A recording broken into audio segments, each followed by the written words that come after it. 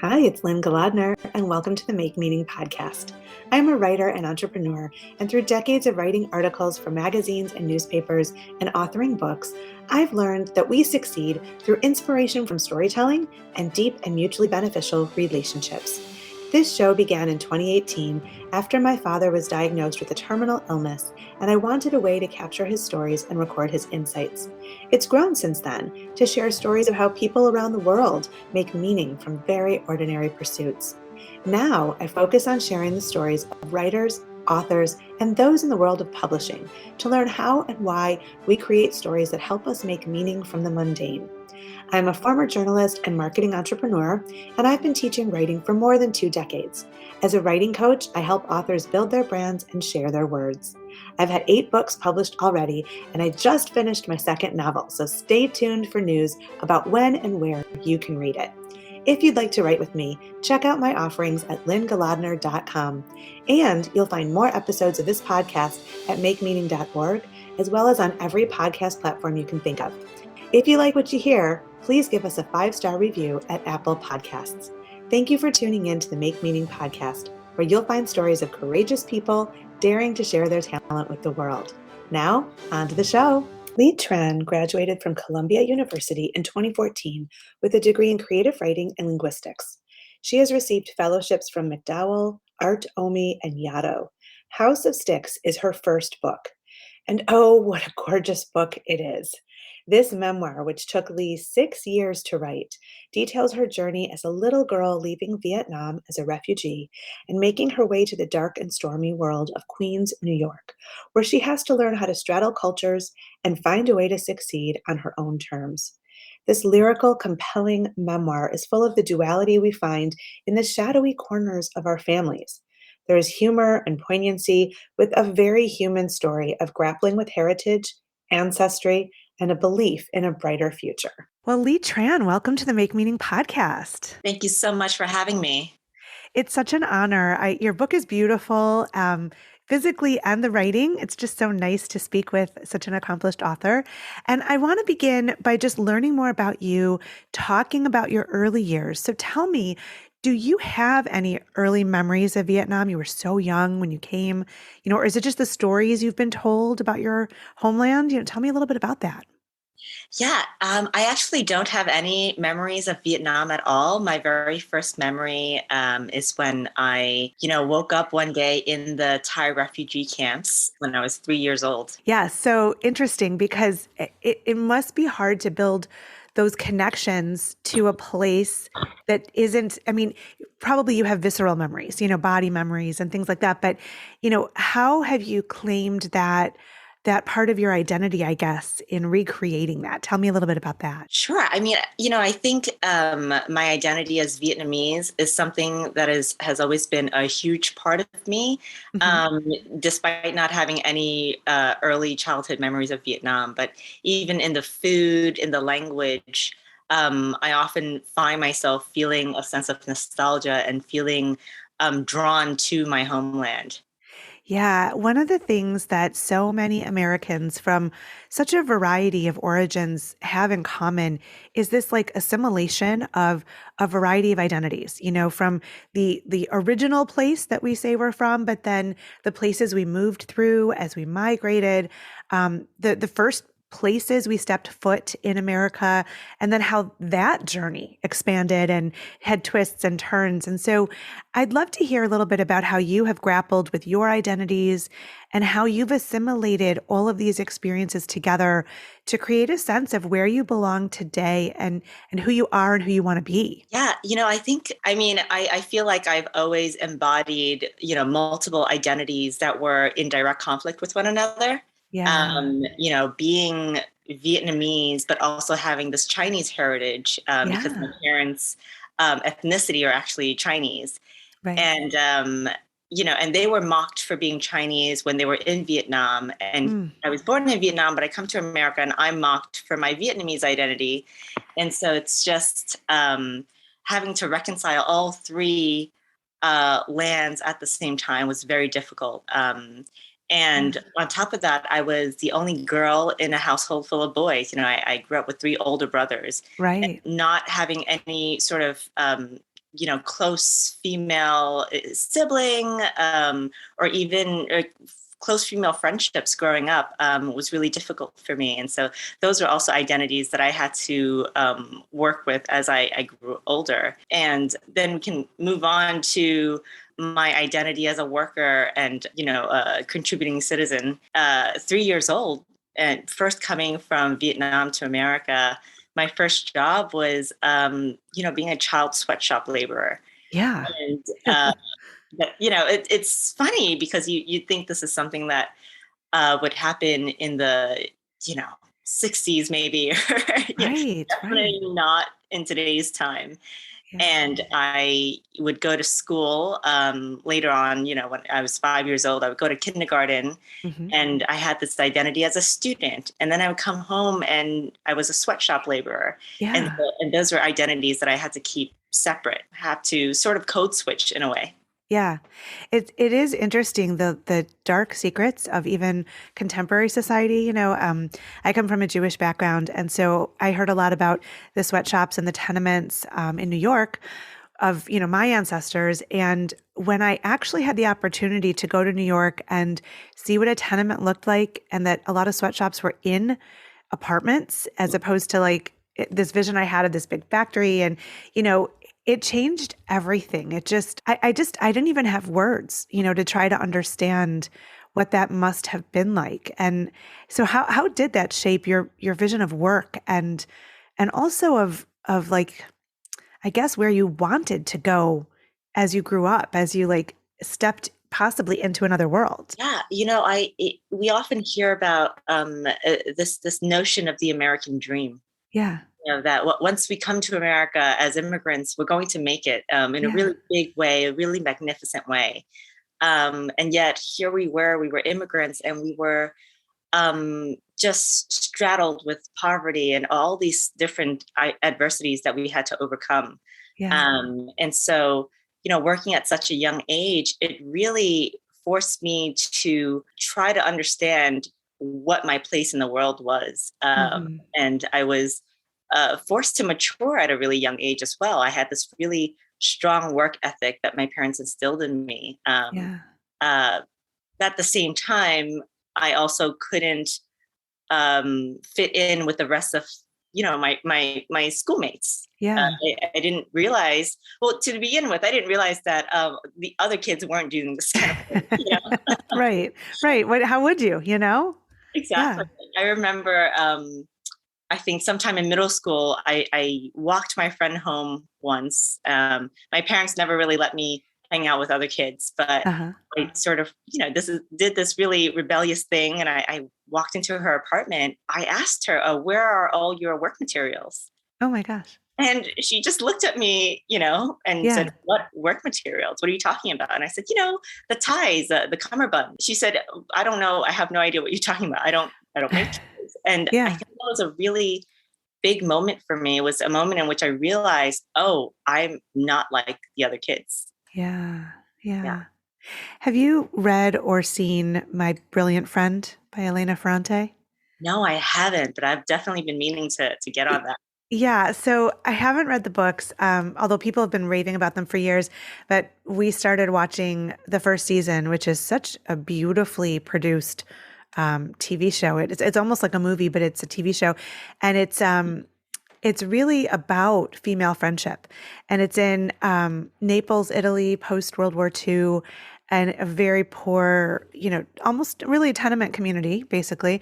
And there are two main characters that are these two little girls, one of whom is the only girl in a family of boys, and they're working families. I mean, it's brutal. It's tough to watch, but it's the friendship that really sustains them and shows them that the world can be more.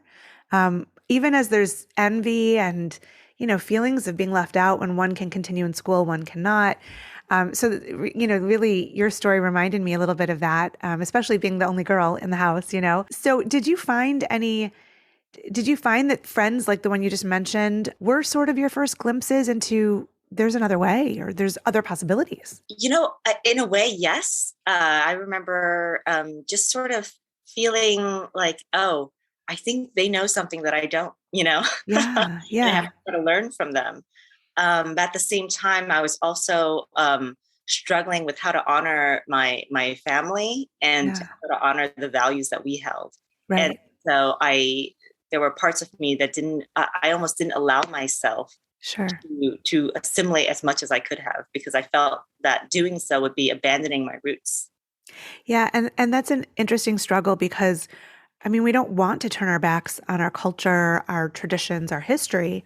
And yet we're in this place that has so many different cultures and traditions and histories and we want to fit in, especially when we're younger, so it's like, how do you do both? I mean, how do you honor the past and your parents and your family, but carve out that identity of your own? That's a tough question. I mean, yeah, like how have you come to terms with that? Right. And what's really difficult is that not only do you have, your lived experiences that really inform how you view the world, but you also have these societal expectations of you, especially being an Asian American. Yeah. There's this idea of the model minority myth. Yeah. Um, and and that is something that it supposedly is supposed to work in our favor, but for me and for my brothers, we didn't fit into this model minority myth, Yeah. Yeah. especially as I was going to school, and my vision started to fail. Right. I couldn't do well in school anymore, and I had to also do work outside of school. So that meant not being able to do my homework. Right. Yet again, this was another identity that I failed to, assimilate into. Yeah. And so I think it would take a really long time for me to really give myself the space to be who I was and to liberate myself from all of these expectations that my family, my friends, and also society at large had imposed upon me.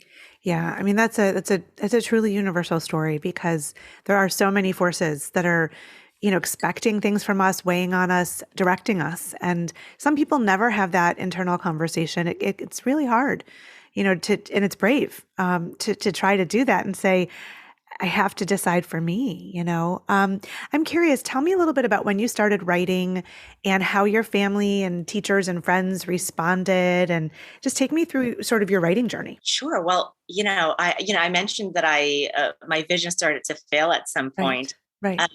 And this is when I was in the third grade. The school nurse sent me home with a letter saying that I needed glasses. And my Right. father, who was a former prisoner of war suffering from PTSD, he thought that glasses were a government conspiracy to take away my eyesight. Right. Um, and so, you're 8 years old and you believe everything your parents tell you, right? Yeah. Yeah. So Yeah. here I am. I think, okay, oh my goodness, the government is after me. I have to stay away from glasses. Uh, Oh, poor yeah, kid. from for the next 10 years of my life, I could not see the board in school. Okay. Wow. Gosh. It was really detrimental to my academics. Even associating with friends was difficult for me because I couldn't read people's facial expressions. Wow. Oh, poor But thing. yeah, to answer your question though, Yeah. literature was a place that I could retreat to because I could hold a book. I Yeah. discovered I could hold a book up to my eyes and read Yeah. and enter worlds in that way. I remember reading in the ninth grade The Bluest Eye for my English Hmm. class, and this is by Toni Morrison. Oh, yeah.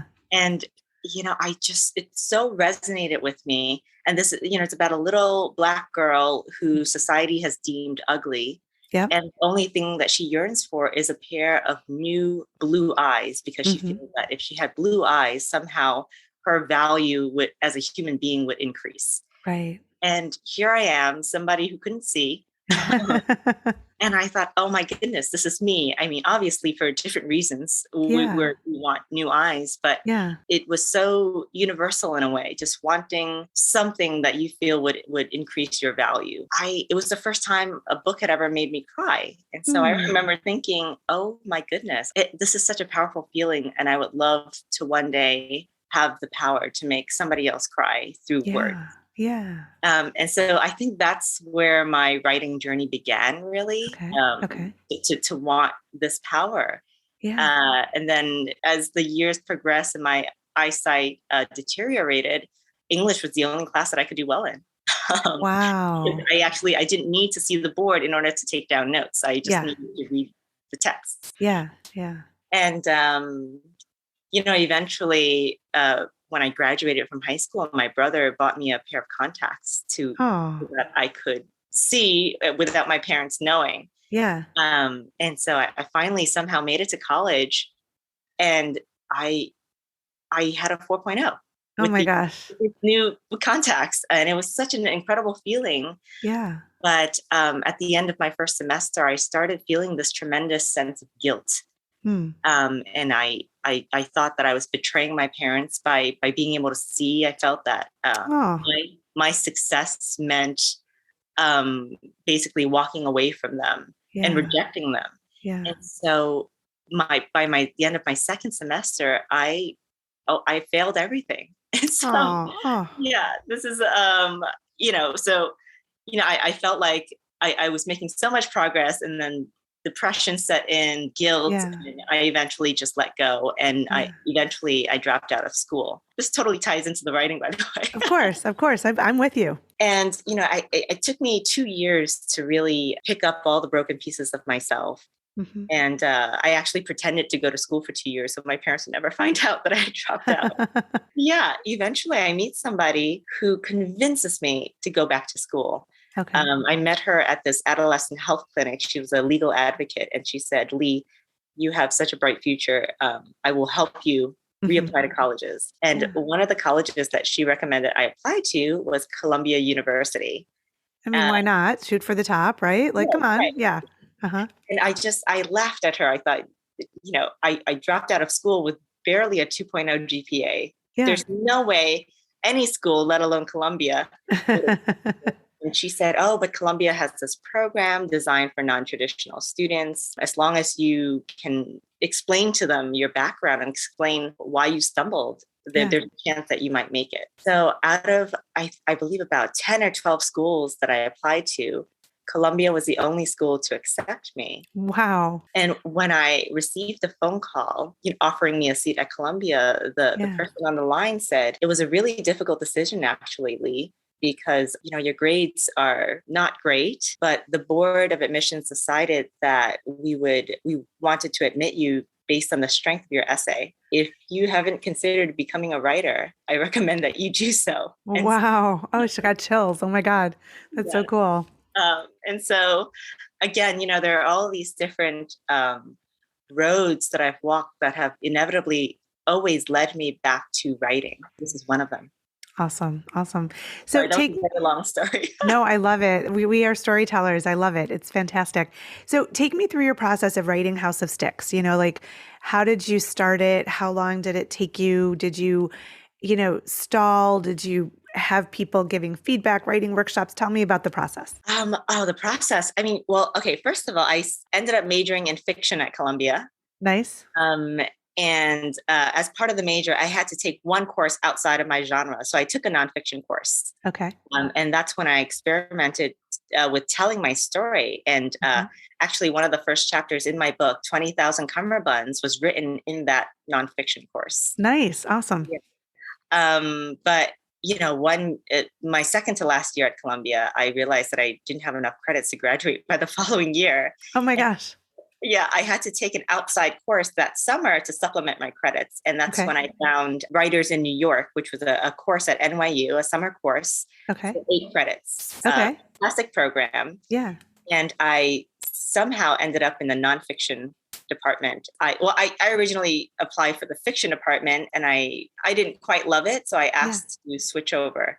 Okay. And the professor there is Saeed Serafzadeh, Mhm. incredible writer, but also incredible professor, really engaging. I decided to, email him, reach out and ask for his advice on how to be a writer. I forwarded him some pages, actually the 20,000 Cummerbunds chapter Okay. I had written in my nonfiction course at Columbia. Mhm. And I asked for feedback, and he wrote back saying, "This is a seminar, not a workshop. I actually can't read these pages and give you feedback. That would be unfair Oh, to other students." okay.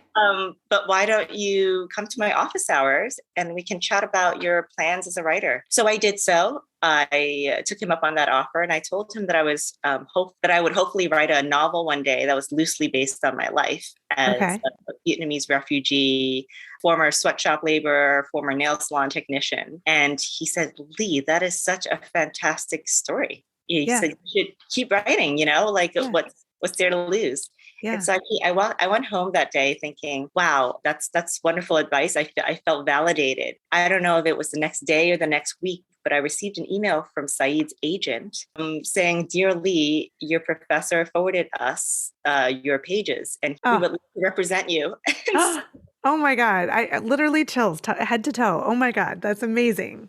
Yeah. So again, like I said, these roads, just like leading me down this path that I had no idea I would be on. Yeah. So I met with my agent for the first time later that summer. And she said, Lee, I know you said you wanted to write a novel, but this has to be a memoir. It's an incredible story and it's yours. You need to own it. And it's going to be, something that so many people can relate to.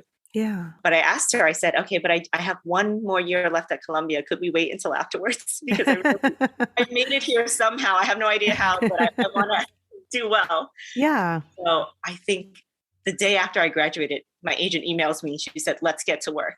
Oh my gosh, that's phenomenal. That is phenomenal. Yeah. So how long did it take you to write House of Sticks?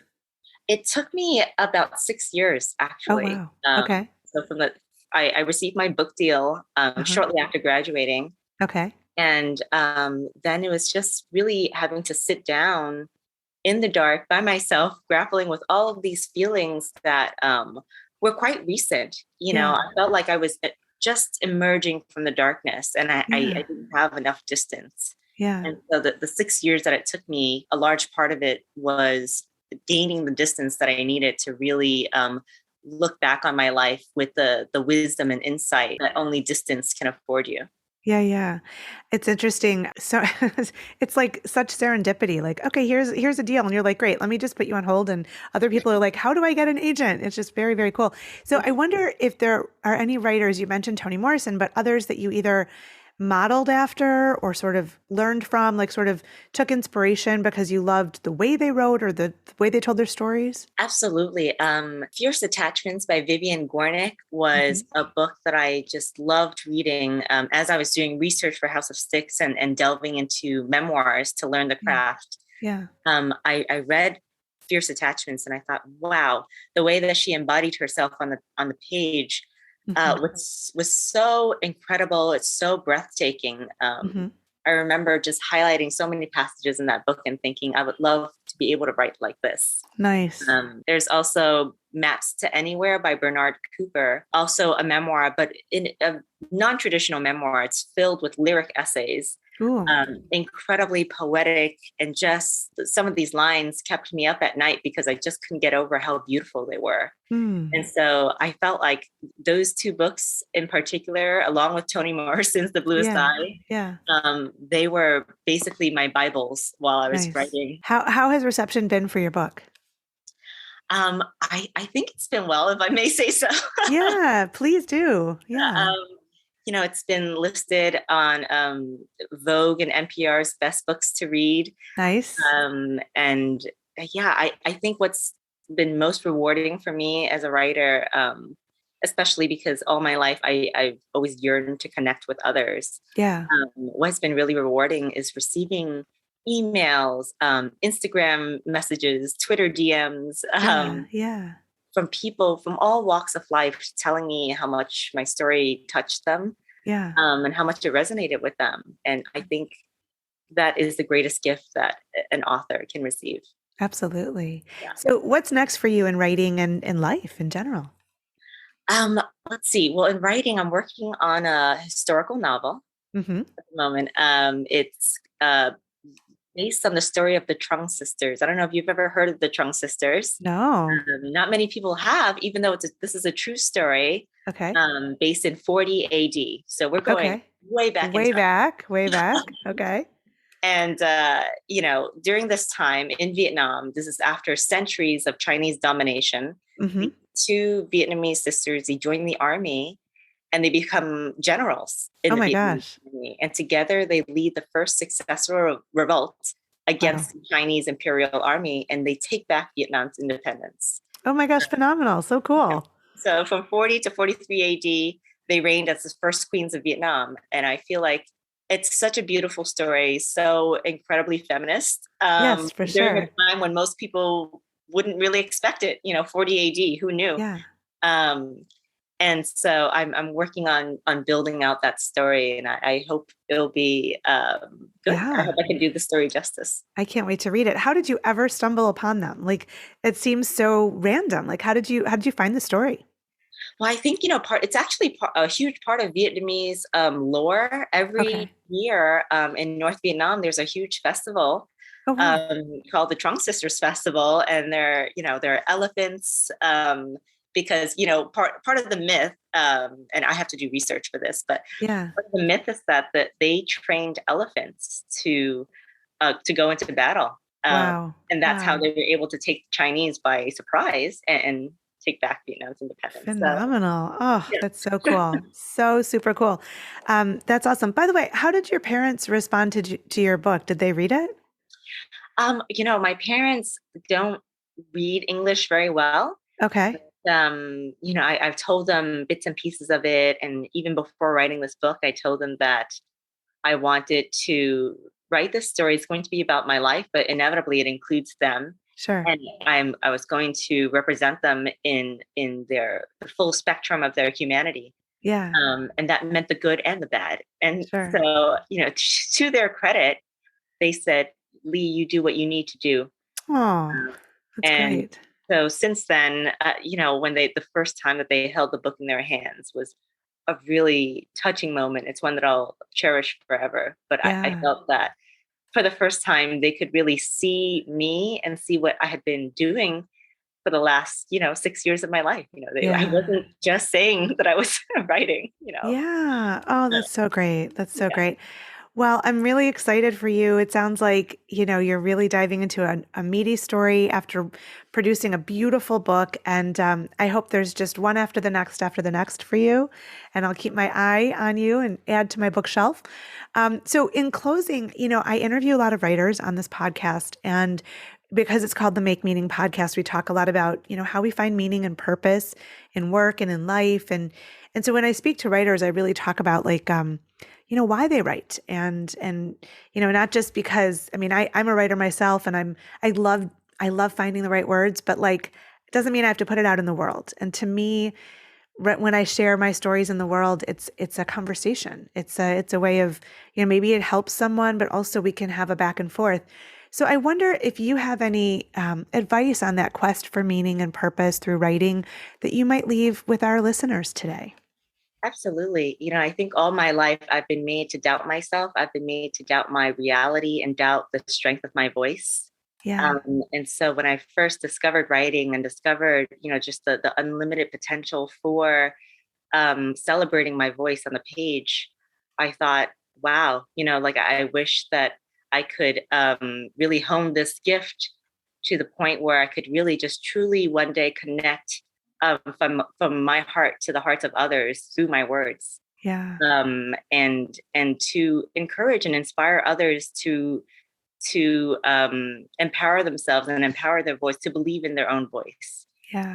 And now, especially in the wake of all of this anti-Asian hate, Yeah. um, I think it's now more important than ever to tell our stories, and, Yeah.